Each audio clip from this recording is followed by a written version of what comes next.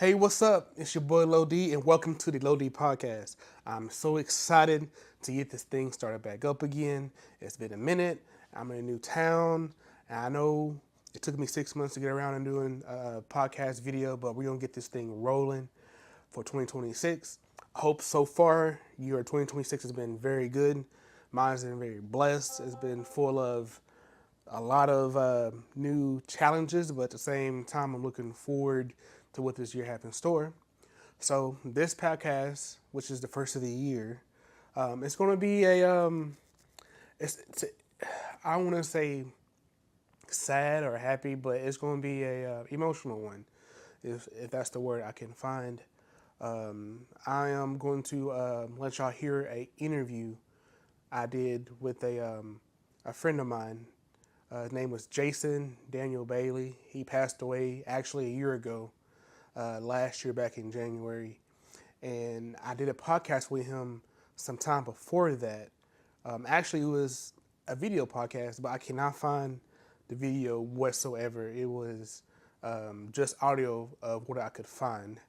But he was a good friend of mine. He was one of the very first people who supported me when I started doing my Stay Saxy events. He actually came to the very first one in Gladewater, and but yeah, it's been a year since his passing. He had a battle with cancer, I believe. I forgot what kind it was, but he was a good friend and teacher to many people. I was blessed to have him in my life as a friend and someone who was a supporter of what I did for my music. So, without further ado, here's an interview we did a while back. It's just the audio now, but I'm telling you, you probably, you know, gonna love what we both have to say. So, here's the interview. What up, what up? Welcome to the Low D podcast. I am your host, Low D, and I have Jason Daniel Bailey with me here today in studio, not over StreamYard or anything else like that, in studio to do an interview for me today. So, if you're not following, or if you're a new follower, my bad. If you're a new follower, thank you so much for joining me today. Um, I do artists podcasts. We talk about music topics and all that kind of jazz. So, my first question for you today is, Jason, where are you from? I am from Marshall, Texas. Marshall, Texas. And how old are you? I am 54 years old. 54. A good young 54. Yes. What is your sign if you're into that kind of stuff? Scorpio. Scorpio. Yeah. Okay. And it appears to be accurate. All the things I read, it seems I'm not really into it, but it's freakishly accurate sometimes. So. All right. So, what do you do for a living? Can't be more than one. I am an English teacher. That's how I pay bills. That's how you pay bills. Yeah. And in high school, what items would you keep in your locker? Man, not a lot. Jacket, books, food. I didn't go to my locker very often. So, He's in class. yeah. I got you. So what's the scariest thing you ever done for fun? Scariest thing I've done for fun? Mm-hmm. Jumping off that 75-foot cliff was pretty scary. Skydiving? I wouldn't do it again. No, just jumping into water. Oh, just in the water. Oh, just, man. Just jumping off a cliff into water, and wouldn't probably do it again. The first time, it was like Geronimo, just run and just go and do it. And then the experience, I was like, yeah, I'll pass on that again. That was a hard landing. Time. Hard landing. Water is not soft from 75 feet up. It's not. It's not. So, some more breaker questions. What would you remove from your day to make it easier? To make it easier, I wish we didn't have to. It's not really removing it from my day. It'd be removing it from my night. I wish we didn't have to sleep. That's true.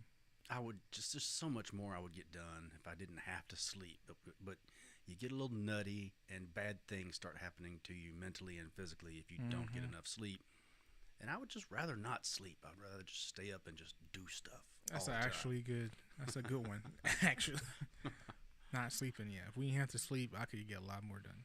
Trust me. I mean, eating too is another thing. Is like I love eating and I love cooking, and so probably wouldn't remove that, but the necessity of food. I wish we didn't have Like to you can eat. go without eating. Yeah, Yeah. Sleep no sleeping and eating. I'd spend all my time doing music and art and social stuff. I got you. Yeah, I would still love the taste of food, but not having to eat. I guess it's like, saves you tons of money in the long run too. Yeah, I mean, as the experience of having a dining experience, if you're doing it, especially if you're doing it with somebody or with friends, or if it's just really something that's just delicious, then that's an experience I On its own. appreciate. I wish I didn't have to eat. All right, so if you had your own podcast, who would you interview and why? Is this one of those living dead? Anybody? Anybody. Oh man, probably Albert Einstein. That's a good one. Yeah, I would like to. Pick his brain. I'd like to pick that brain. Although I have read quite a bit about him, and in an actual social interaction, I don't know how much I'd get out of him because I was told it was. He went over people's heads a lot, and not just not from his intellect and the topics that he was discussing. He was just socially not very. He was an inept person socially, and wasn't a great conversationalist just because he didn't have those skills. He had this brain that was off the chart, but just one-on-one human interaction.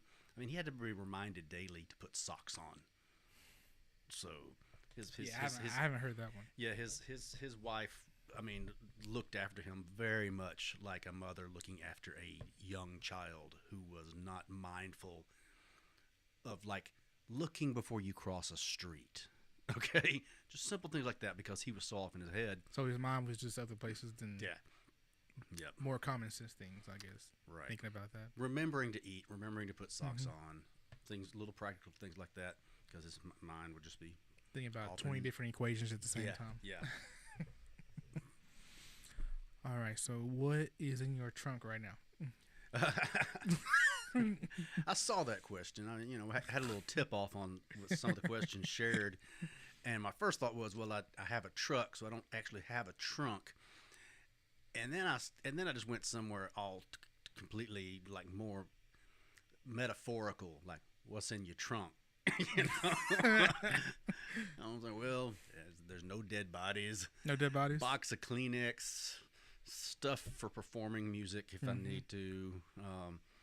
But really, the trunk's pretty clean. Trunk's pretty clean? I'm a pretty, believe it or not, pretty neat, organized, orderly person most of the time. So my trunk would just have very if I had a trunk. If you had a trunk, it'd be clean. Okay, it would have stuff to change, a tire, all right, a blanket, an umbrella, a flashlight, stuff like that. Probably would be in the trunk. So I got you. So my last 3 questions were my favorite ones because it's about food and All right. drinks. All right. Favorite pizza toppings? Man, I am simple. Give me pepperoni and jalapeno all day long. Jalapenos. Oh yeah. I need to try that then. And not too hot though. I'm not. I don't want to just burn my mouth. Make them like pickled jalapenos, like So you go Like- get your own jalapenos, or do you eat them from like Domino's or Pizza? No, Hut? I mean, never. I'll order them wherever I go. But then there's certain places I learned don't get jalapenos at that place. All right? Bubba's in Longview. Yeah, don't get jalapenos, Don't get jalapenos. there. It's too hot. They're hot, man. I like them pickled like ballpark type, nacho flavored Okay, jalapenos. because some from the store ain't that, Yeah. and that not that too spicy. You want No, these Bubba's is hot. So yeah, pepperoni, jalapeno. pepperoni jalapenos. All right, so All day. either coffee, tea, or tequila. Drinking a lot of coffee here lately. I go through waves, so I drink a lot of tea in waves. I don't drink much tequila. That stuff's evil. I drink. You drink, but It's just not tequila. not tequila. Make it what's- vodka or bourbon. So why tequila is evil, other than vodka or any other drink? The only times my memory that I have been sick afterwards was usually when tequila was involved. But it was also probably because there was a lot involved. It was just tequilas and beers and margaritas and shots. And when tequila comes out, it's usually it's in a mix of a whole lot of other stuff that's happening. Okay, for me with bourbon or vodka, that's all I'm drinking. Yeah, good bourbon is like a good sip. Sticking with that. That's what I'll be drinking all night. Tequila's party time and things. It's out the window at that time. There's the judgment's gone, and you're Don't remember where you just are. partying.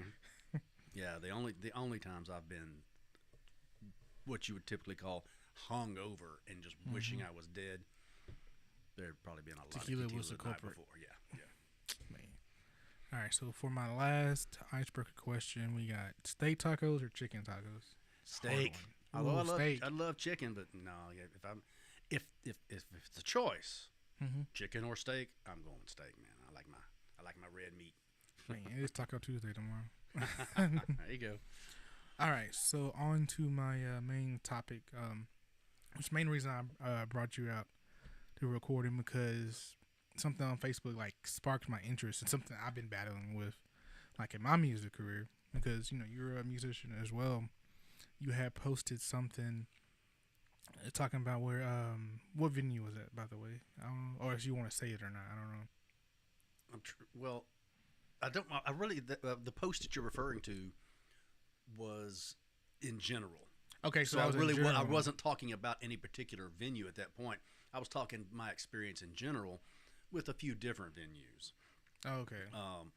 And yeah, I probably I want to be invited back. So no, I'm not going to talk Yeah, so I was smack about like, any venues. Not anybody. I will say only good things about the venues, but just in general, the post was about people who want to hear cover songs.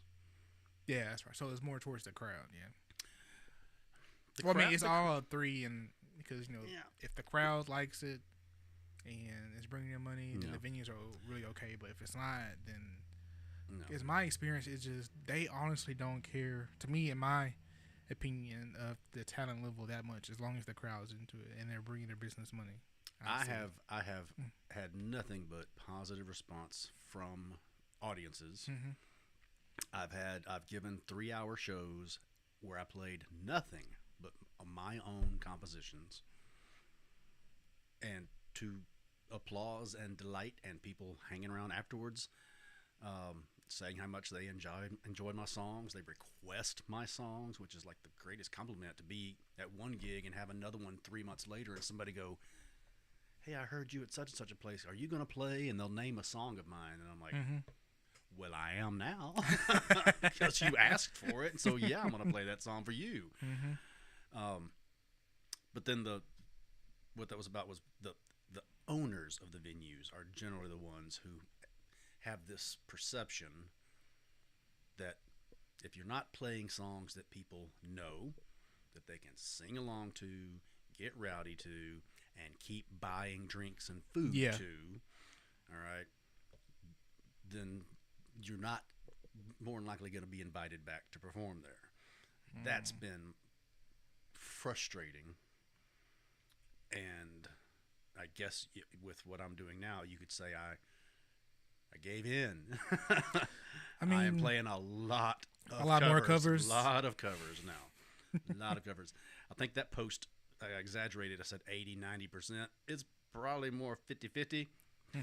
But if you are a bar owner or a restaurant owner, it is 90% cover songs I'm performing now for your patrons. It's 50-50. I mean, most of the time they're not really paying attention anyway. They're back doing an office or cooking or, doing other stuff. So you can get away with it. I would say 50-50.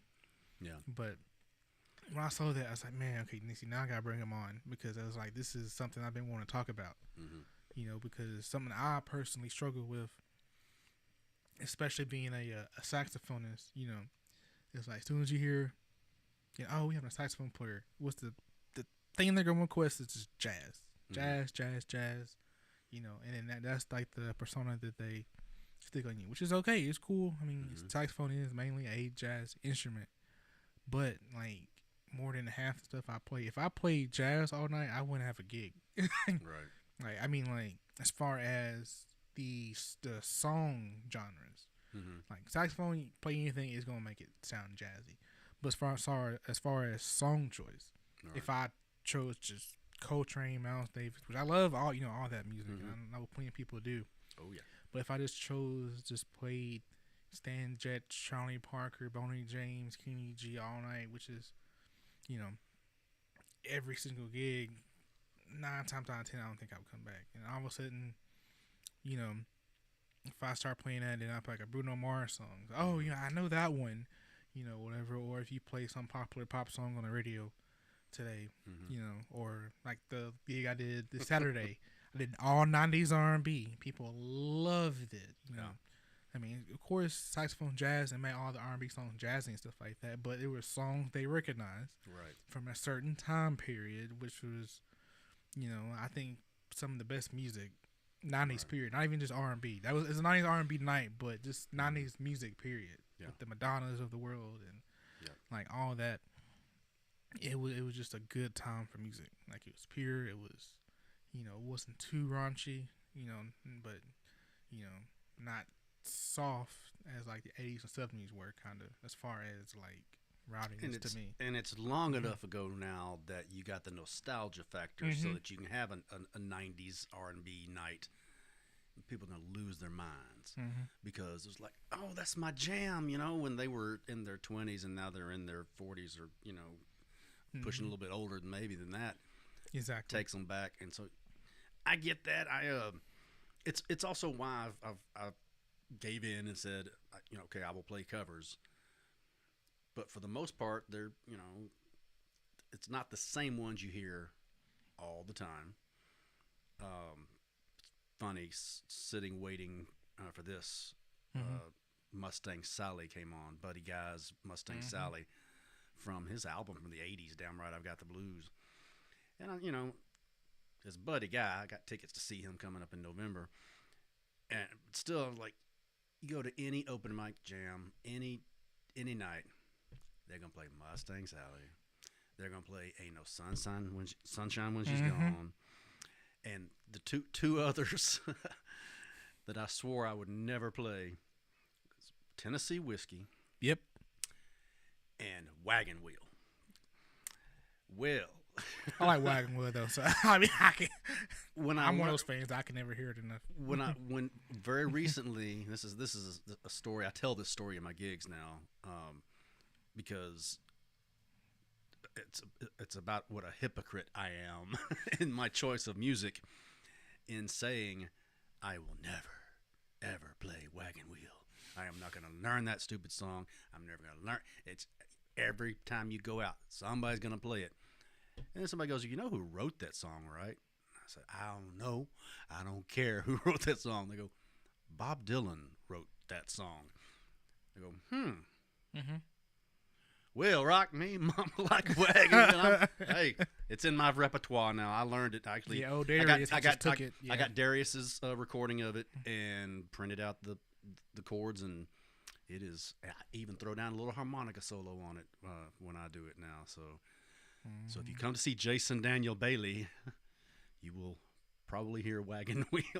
It's a great song. It really. When I gave the song a chance, I was like, okay, this is a fun song. I get it now. It was just the overplay of it.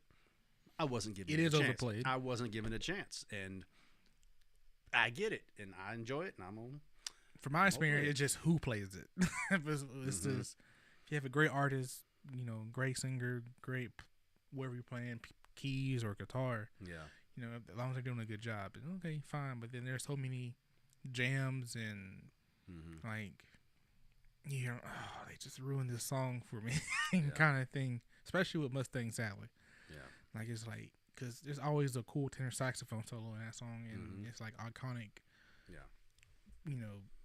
saxophone parts and some of these music, and it's just like as a saxophone player, when I hear that, I'm okay. Well, let me see how they're gonna do Mustang Sally, and it's like, oh, it's like you have like your disappointing moments of the songs. Okay, that sounded pretty good, but you know, and it's what we do as musicians. We always people say, oh, you know, they just up there having fun, but I can't help it, like to critique. That's what we do. I even critique myself. Yeah. It's just what we do.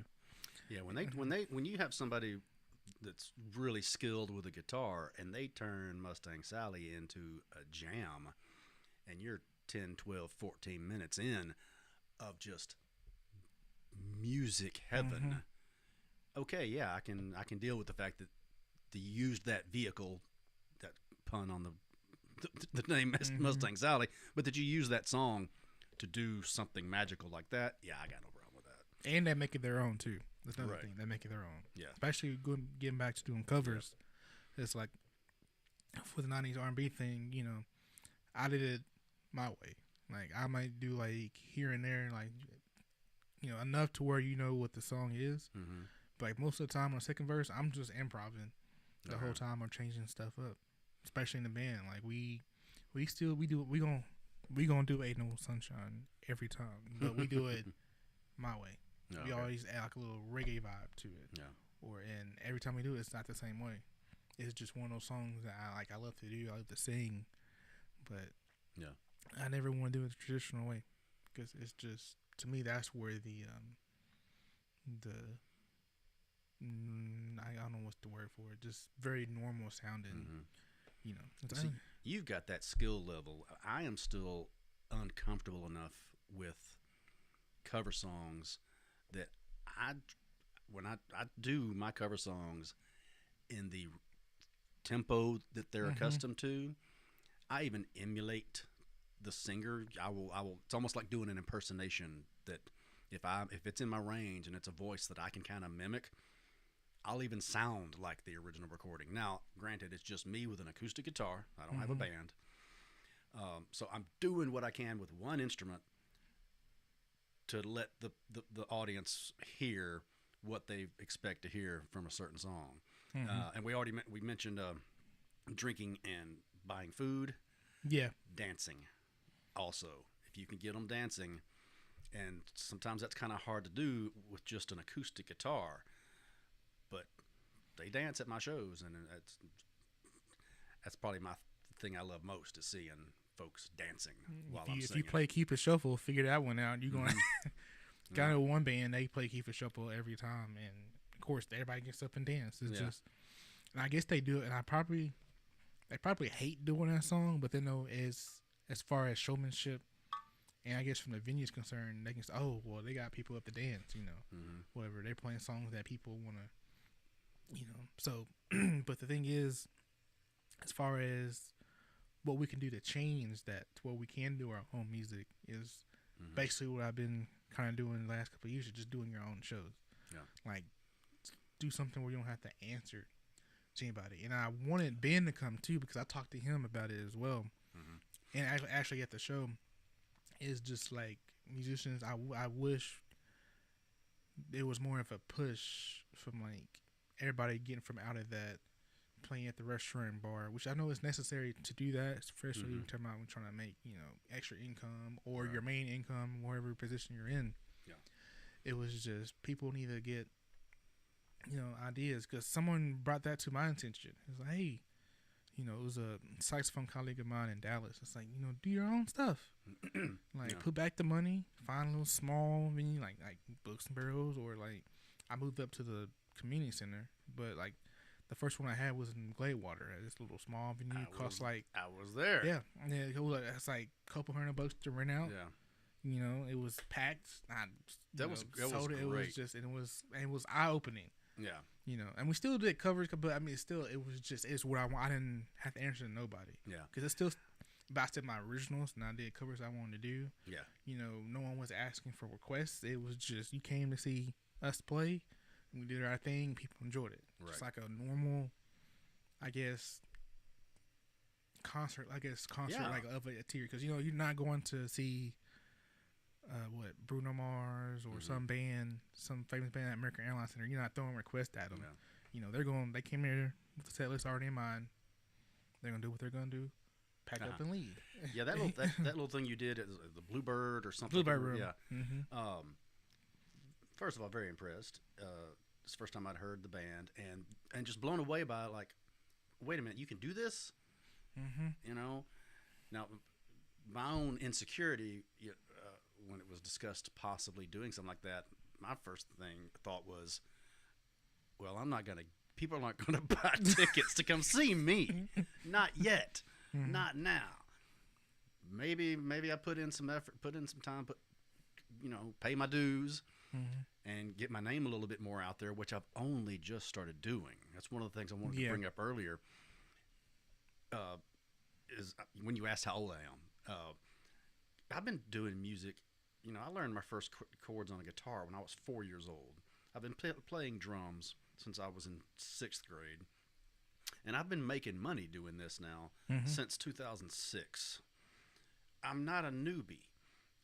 And yet it just keeps feeling like I'm just starting over. I mean, just coming out of COVID, I got these gigs, that are booked now at 54, about to be 55. I'm like, I'm just getting started. Mm-hmm. So maybe after a year or so, I don't know, maybe I can rent a place and do like you did, because that was I loved it. I loved it, man. Like someone told me, because it was successful. At the time it was. I was like, because I was like, okay, well, trust me, I didn't think that many people was gonna come because it was my first one, and I was like, okay, we're gonna have food. Maybe I have food out. People want to eat and stuff like that, and like I was really pushing towards my family because I know they're going to come. So okay, there are some tickets right there because they want to support, especially the first one, or whatever. But like, and then people at the door, because a lot of people want to prepay for tickets. They'll pay at the door kind of thing, because it's like I don't think at the bigger concerts you can pay at the door. I think everything is pre-sold now, like at the bigger events. At the really big ones, I don't think you can just go up. By then it's either sold out or like scalpers. Yeah, scalpers are trying. Yeah, it's kind of hard to do. So I was like, okay, well, not that big. So I was like, okay, well, I'll just have ticket price, then a door charge or whatever. And one thing I've been learning to do with my own events, East Texas people are very last minute. They're very last minute, especially with the last one. Yeah. Like the Bluebird Room ended up being sold out, which maximum capacity I could have there. And I'm pretty sure I sold more at the 90s event too, because at first I look at it, I only had like maybe 20, like half, like the day before or the day of, like this is half tickets sold. And then like as I was playing, I was play, especially the second set, and people keep coming in. I'm like, he's gotta be door people, because I'm like, I don't. And like soon enough, it's just the whole room is just full. I'm like, man, I gotta look at the numbers. And I looked at the numbers. It was past. Like, right. I don't want to turn people away, because like there's still standing room, whatever you can get in, and it's not capacity. That was just the number. I think of chairs that we aim for, because they don't have that many chairs in there. So I always aim for 40. Okay. If I had to do more, I had to bring my own chairs. But I was aiming for 40 for at least for people can sit down. But we ran out of chairs, and people just standing, just standing around. And I'm like, and I looked, and I was like, yeah, we did way past 40. All right. Which was, I was like, man, it's like you just can't let like the numbers get to you at first, especially when you're doing something like that. Yeah. Because it's very, you can get very caught up in like not want to do it anymore. Yeah. I'm like, oh, this is the last one I'm going to do, because no one seemed like they're coming out. I'm not, whatever. But then at the last minute, it's like boom, whatever.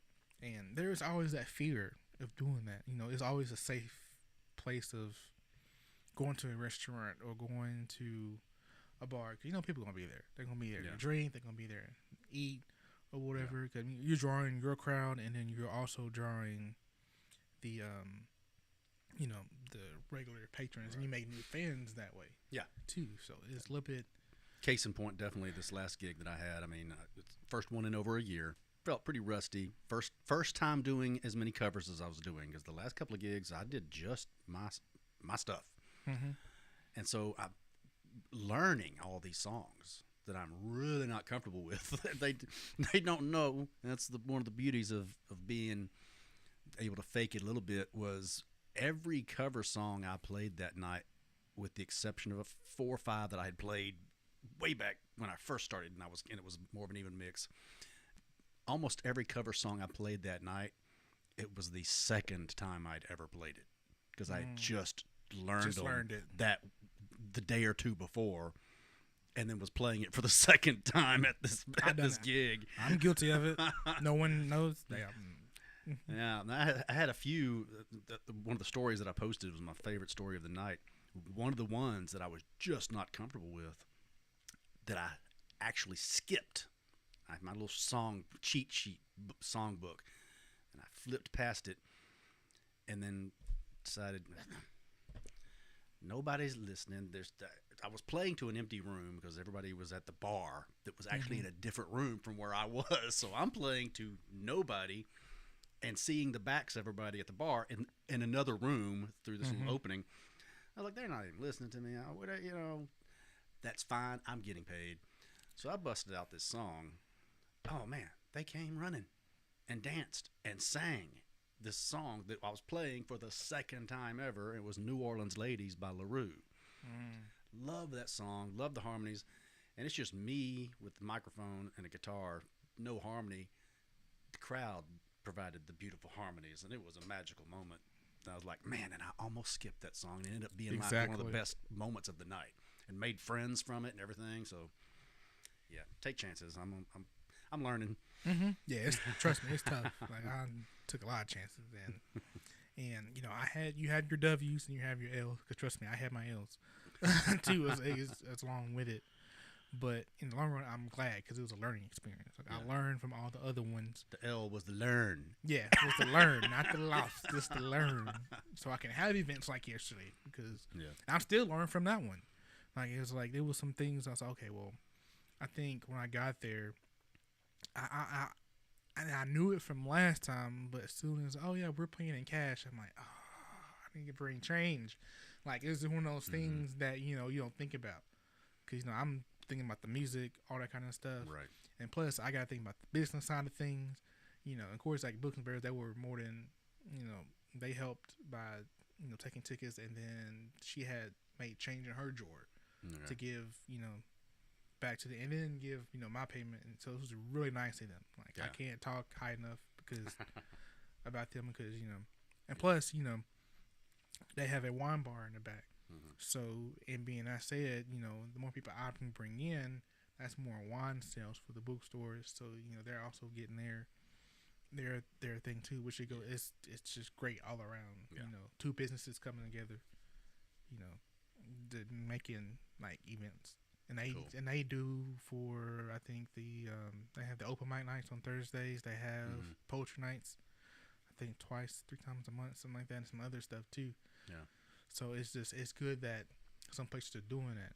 And I wish more restaurants and bars would think, let's do a door charge, something like that. Or, instead of just paying a set fee. Because I'm not going to name the venue. But I'm going to talk about it. That's one thing I'm going to do. I am going to talk about it. Where my band got paid not the door, but we got paid a set price, but they had a door charge. Whatever. So no matter if one person showed up or packed the place out, we was going to get paid the same. But I know every single time I played there, it was always packed. Yeah. And I knew how much the door charge was. They're banking. And I would sit there and count 1, 2, 3, 4, 5, 6, 7, 8, 9. All right, this time. I'm like, we should be making the door right now. We'd be making a lot more money than, And it's like, I wish they would put, hey, if you make more at the door than what your set price is, give the band that. You making money on alcohol and food. Yeah. Give the band that. Even what we made at the door is still not compared to how much we, the years of work we put in. And I still don't know anyone, and I know a lot of musicians from Tyler area and from Shreveport area, and just the years that I've been in it, I know a lot of musicians. I still don't know any who are doing the venues and the circuits that I'm in as well, that aren't also still working full-time jobs. Nobody's making a living doing this. It's a act of love and sacrifice. You know, I mean, the money I get for the gigs that I'm paying aren't really covering Because most my of the time, and my hours that I put in and my setup and my travel and my gas. I'm not getting reimbursed for that. I'm just having a good time playing and glad I'm getting something. you gotta think about your guitar, your strings, your picks, Yeah. your speaker, your microphone, your mic stand, your XLR cord. Mm-hmm. Like those things are expensive. Oh yeah. Yeah. Like, and people don't think about that. Like it's like, especially for private events. I'm like, oh, no, you want your prices? Yeah, I'm playing on a $1,400 solo system. Like, what do you mean? At my current pace, I might have gotten reimbursed for all of the equipment I'm currently using in 10 years. Maybe 10 years from now, I will have made back what I've put into this rig that I carry with me. Yeah, that's the goal. What we're going for is to make back the money we invested in. Yeah. Which event wise, I have, but as far as like, because I'm doing multiple things. I got this podcast. It's my studio stuff, like Stress Push Me studio stuff. I have made that near as where I put much as my studio. Now, if you break it down to where like live performances, I think so. As far as my setup, but when I start doing, okay, when I get my house, I'm going to set up my own studio. I do my own, I'm not going to go to the studio no more, somewhere else. I'm going to do my own recordings. And then I've realized how much computers and studio microphones cost. And then like I put my album out and it's like, oh, I'm not doing that much money in streams, but I'll get there. So it's like, it's just another avenue. Okay, I got my live performances down. I got my, my mixer, the speakers, I got, pretty much, if I want to get a little bit bigger, it's not that much money I could put in. Or it's not much more money I could have to put in to get to where I really want to be. But as far as studio, it was like, okay, now it's just back at square one. It's okay, like you invested this money into this stuff. Let's get to work, promoting, and a couple years down the line, then I'll make my money back, from that. It's just a long time investment. Yeah. At the end of the day. But the equipment that I bought, like my PA system, I've had it for like 4 years.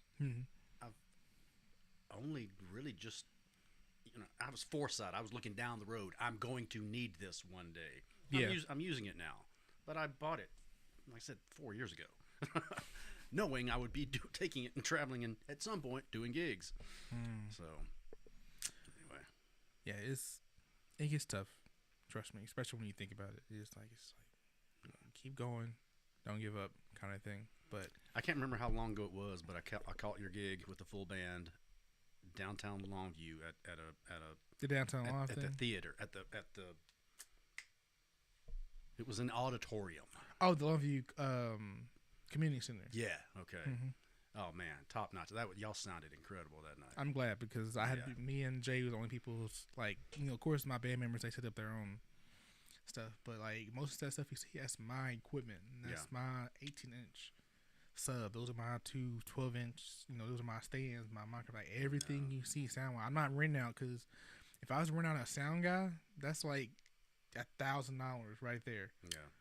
Which you're not making that much that night. Is like I have to raise the tickets up like the $50 to charge if I had a sound guy. Yeah, no, y'all sounded incredible that night. So it's like that was another way I would tell myself, you keep going, you'll save money in the long run, getting your own sound equipment, like all the way around, as far as microphones, stands, all that, whatever, mixers.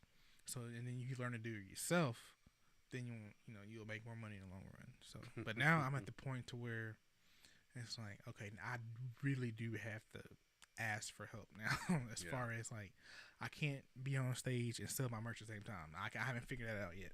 How to be in two places at once. I can do my own sound before the show, set up the stuff. If I have enough time, if I really needed to set up everything by myself, I just need time. But when you get to the point where I'm playing and then someone wants to buy a shirt, I can't stop the show. No. And go sell a shirt and then go back and play whatever. So those are things. Like I was talking about the W's and the L's, those things that I learned. I was like, okay, do this. If I want to do this, I got to do this. Whatever. And it just comes from experience. Yeah. So, but yeah. So, I'm gonna go ahead and we have been talking a good minute. So Yeah. I'm gonna go ahead and try and wrap this thing up though. Cool, so, man. I'm gonna go ahead. Thank you for coming out and talking about this, and we should definitely do it again. Yeah. So let's go ahead and promote yourself before you get off of here. That way you can find you on Facebook, Instagram. Yeah, Jason Daniel Bailey, and it's all three names. I'm on Facebook as Jason Daniel Bailey Music. Mm-hmm. So just all three names, slap music on the end of it. I got some gigs coming up, and I post, make those announcements there. And at reverbnation.com/Jason Daniel Bailey is my current only music platform that I'm using. It is streaming for free. You can hear all of my original songs, full band productions, while they're still free. Because I can't say they're going to be for long. Exactly. Need some revenue stream. Anyway, me, that's it, man. I appreciate you having me. Man, thank you, and thank y'all for listening to the Lodi Podcast. So this is us signing out. Stay sexy. See y'all next time. All right, hey, what's up? I'm back. I hope you enjoyed the interview with me and Jason. If you knew him, he was a good guy, good teacher, good family man, and friend.